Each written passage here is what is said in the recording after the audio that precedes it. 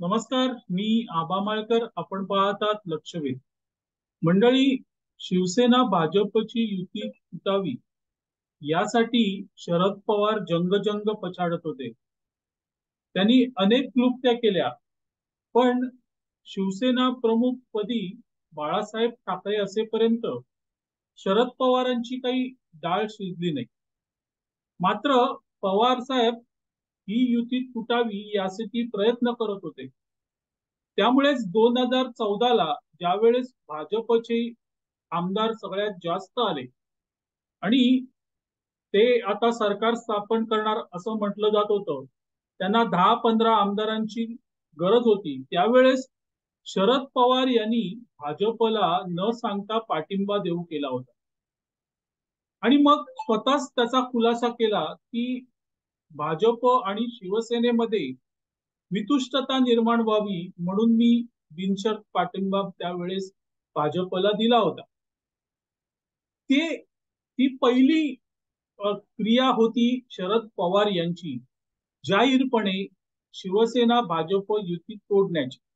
पण त्यावेळेस शरद पवारांना यश आलं नाही आणि त्यानंतर मात्र मित्रांनो, असं वाटतंय मला, मी 100% शुअर नाहीये, पण आता जी काही माहिती बाहेर येते, ज्या काही बातम्या येत आहेत त्यावरून असं दिसतंय की शरद पवार यांनी मग शिवसेनेतले एक महत्वाची व्यक्तीच हाताशी धरली आणि ती व्यक्ती दुसरी तिसरी कोणी नसून संजय राऊत ही होती.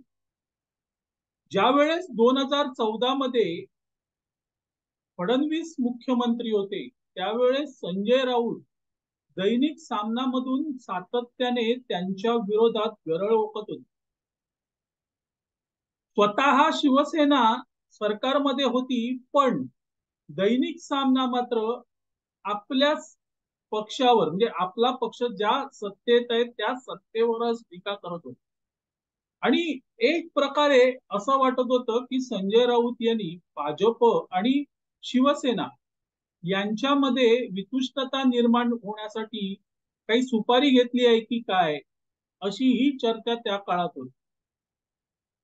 त्यानंतर मवियाचं सरकार स्थापन झालं आणि संजय राऊत स्वतः त्यांनी कबूल केलेलं आहे की मी पुढाकार घेतला, शरद पवार यांच्याकडे गेलो आणि मग पुढचं सरकार स्थापन झालं. आता मित्रांनो, ज्या वेळेस मवियाचं सरकार स्थापन झालं त्यावेळेस उद्धव ठाकरे त्या सरकारमध्ये कंटाळले होते आणि त्यांना कळत होतं की आपले आमदार नाराज आहे, त्यांना निधी मिळत नाहीये, काही होत नाहीये. अशा वेळेस त्यांनी दिल्लीमध्ये पंतप्रधान नरेंद्र मोदी यांची भेट घेतली होती आणि त्यावेळेस त्यांनी मोदींना सांगितलं होतं की मी पुन्हा महायुतीत येतो किंवा युतीत येतो. आणि पुन्हा युतीत येण्यासाठी त्यांनी 15 दिवसांचा अवधी मागून घेतला होता. आता ही माहिती गुप्त होती, पण ती माहिती कुठली, आणि असं म्हटलं जातं की संजय राऊत यांनी ते शरद पवारांना जाऊन सांगितलं आणि मग मित्रांनो, उद्धव ठाकरे काही बाहेर पडले नाही. पक्षात नाराजी आहे, आमदार नाराज आहेत, कार्यकर्ते नाराज आहेत, आमदारांना निधी मिळत नाहीये, फंड मिळत नाहीये, पक्ष संघटना वाढत नाहीये. तरीही उद्धव ठाकरे हे मवियामध्ये राहिले आणि त्यांनी आपल्या स्वतःच्या पक्षाचा बळी दिला. आता हे सगळं सांगितलंय ते शिंदे गटाचे नेते आणि मंत्री दीपक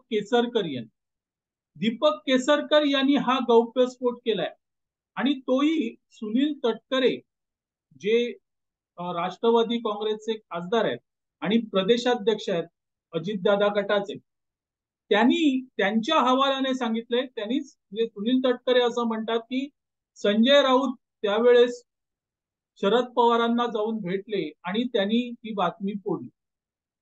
याचा अर्थ काय? तर याचा अर्थ स्पष्ट आहे की युतीमध्ये वितुष्टता निर्माण व्हावी, युती तुटावी आणि आपण आपली राजकीय खेळी यशस्वी व्हावी यासाठी संजय राऊत यांनी शरद पवार यांच्या भेद्याचं काम केलं, त्यांच्या मध्यस्थीचं काम केलं, त्यांचा गुप्तहेर म्हणून काम केलं आणि अखेर युती तर तुटलीच, पण ज्या वेळेस परतीचे मार्ग उपलब्ध होते ते परतीचे मार्गही उद्धव ठाकरे यांच्यासाठी बंद करून टाकले.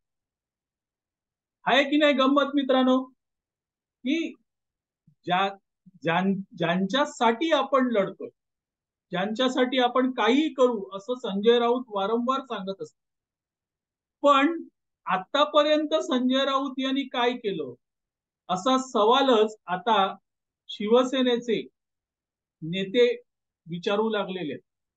आणि इथे खरी म्हणजे गोम आहे मित्रांनो.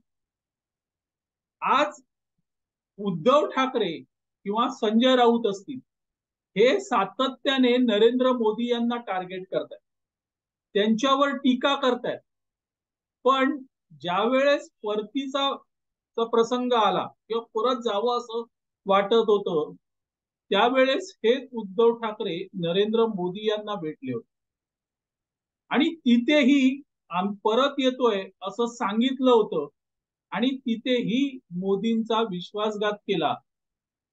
हे परत मी नाही सांगत आहे, हे दीपक केसरकर सांगतात. तर अशा प्रकारे आज उद्धव ठाकरे यांचा जो पक्षच राहिला, पक्षच संपून गेला. तो का संपला? तर त्याचं कारण हे अर्थातच संजय राऊत आहेत असा आरोपही दीपक केसरकर यांनी केलेला आहे. आता संजय राऊत हे सगळं करतायत आणि ते उद्धव ठाकरे यांना कळू नये, आश्चर्य वाटतं की नाही? पण मित्रांनो, काय असतं, समोर सत्ता आहे म्हटल्यावर सगळीकडे कानाडोळा केला जातो. सत्ता होती, उद्धव ठाकरे मुख्यमंत्री होते, आदित्य ठाकरे पर्यावरण मंत्री होते, सत्ता घरात होती. अशा वेळेस आपल्या आमदारांना काय हवंय, आपल्या मंत्र्यांना काय हवंय, त्यांना कुठला त्रास होतोय, संघटना वाढीसाठी काय केलं पाहिजे याकडे उद्धव ठाकरे यांनी लक्ष दिलं आणि त्याचा परिणाम शिवसेना फुटीत झाला. आणि पुन्हा संजय राऊत हे अशा प्रकारे बातम्या उडत होते. मंडळी, भाजपचे नेते किरीट सोमय्या यांनी उबाटाची म्हणजे उबाटा पक्षातील अनेक नेत्यांचे त्या भ्रष्टाचाराची प्रकरणं उघडकीस आणली आणि त्यावेळेस म्हणजे एका पत्रकारांनी किरीट सोमय्या यांना विचारलं होतं की तुम्हाला ही माहिती मिळते कुठून? त्यावेळेस किरीट सोमय्या म्हणाले होते की मला मातोश्री मधूनच ही माहिती मिळते. आणि मग मित्रांनो, त्याच्यावर मी व्हिडिओ केला होता.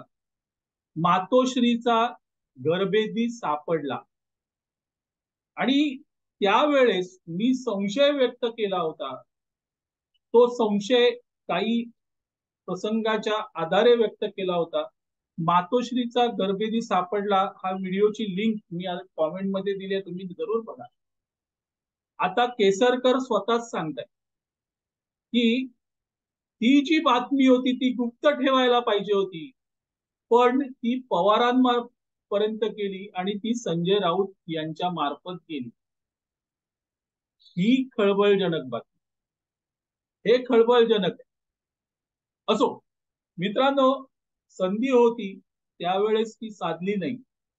आता संधी तशी पुन्हा उपलब्ध होणार नाही. पण राजकारण आहे, राजकारणात काहीही होऊ शकतं. मी फक्त अंदाज व्यक्त करा.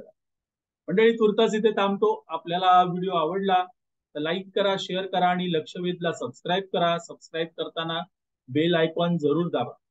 धन्यवाद.